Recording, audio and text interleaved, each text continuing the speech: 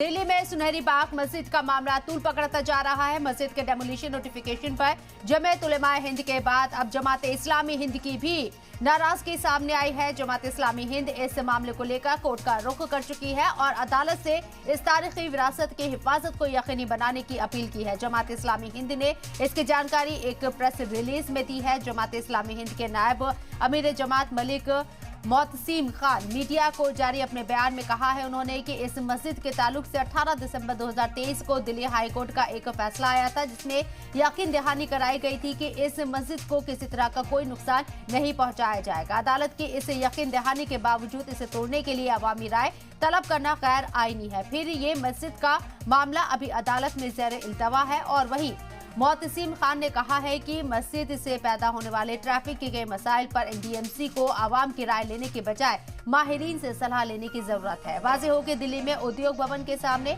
गोल चौराहे पर सामने यहां वाक़ई सुनहरी बाग मस्जिद को हटाने के लिए नई दिल्ली म्यूनिसिपल कॉर्पोरेशन ने शहरियों से राय मांगी थी, जो कि 1 जनवरी को शाम 5 बजे तक भेजी जा सकती है। आपको बता दें, इसके लिए chief.architect@ndmc.gov.in पर अपनी राय भेज सकते हैं। ये आईडी दी गई और एनडीएमसी का कहना था कि इस इलाके में ट्रांसपोर्ट की बेहतर आवाजाही के लिए मस्जिद को हटाया जाना है। वहीं मस्जिद से जुड़े लोगों का दावा है कि ये मस्जिद 150 साल पुरानी है, चूंकि सेंट्रल विस्टा प्रोजेक्ट के तहत ये इलाका दोबारा रेनोवेट किया जा रहा है और आने वाले दिनों में यहाँ पर ट्रांसपोर्ट भी बढ़ेगा। ऐसे में तमाम चीजें निकलकर सामने आई। और इस मौजू पर बात करने के लिए हमारे साथ मौजूद है इनामुर रहमान, मेंबर है जमात इस्लामी हिंद के। उन्हीं का रुख करते हैं इस्तकबाल इस सर आपका। इनाम साहब, मेरा सवाल आपसे ये है कि अब तक जिस तरीके से हमने जमीयत को देखा कि एक खत लिखा गया था पीएम को, वजीर दाखिला को, लेकिन आपके जरिए कोर्ट का रुख क्या क्या है, क्या क्या उसमें मौजू शामिल किया गया है, उसमें क्या क्या चीजें आपने शामिल की है मस्जिद के हवाले से जब आप कोर्ट गए तो? बहुत शुक्रिया।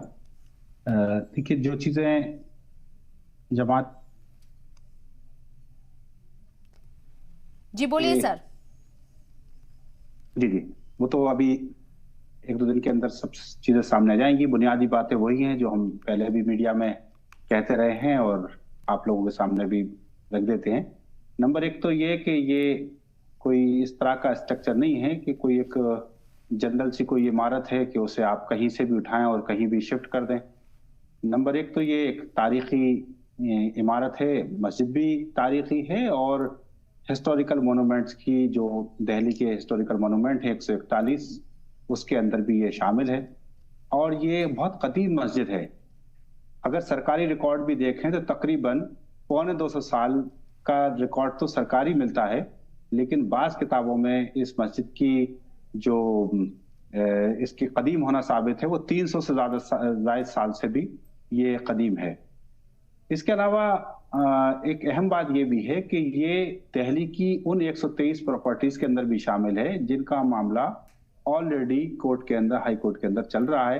तो एक चीज जब हाई कोर्ट के अंदर चल रही है और अचानक फिर इस मस्जिद का मामला अलग से लेकर आना भी ये बात नामुनासिब है। एक चीज ये भी है कि इसी मस्जिद के मुतालिक अभी 18 दिसंबर को भी एक फैसला आया है और उसमें अंदर ये बात कही गई थी कि नहीं, हम इस मस्जिद को कहीं कोई डिस्टर्ब नहीं करने जा रहे हैं। ये सब बातें आई थी एनडीएमसी के जरिए से भी और दूसरे डिपार्टमेंट के जरिए से भी, और कोर्ट के फैसले में ये बात कही गई है। फिर अचानक 10 दिन के अंदर अंदर, 1 हफ्ते के अंदर ही एक नोटिस का जारी हो जाना, इसने लोगों को तशवीश में मुब्तला कर दिया है कि ये अचानक इस तरह से क्यों हो रहा है। जब एक चीज कोर्ट के अंदर है तो फिर जो कुछ सवाल था वो कोर्ट के थ्रू होना चाहिए था। इस तरह का नोटिस जारी कर और क्या इस तरह के मोनूमेंट को हटाने के लिए आवाम से राय ली जाती है? ऐसा कभी इससे पहले तो शायद किसी ने देखा हो।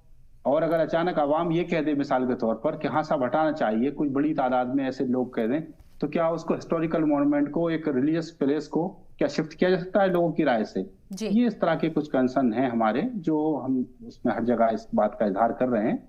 और यही उम्मीद है कि कोर्ट के सामने जब ये बात जाएगी तो कोर्ट इंशाल्लाह इन बात को देखेगा और इंसाफ से काम लेगा। और ये हम तो चाहते हैं कि ये नोटिस ही जो है उसको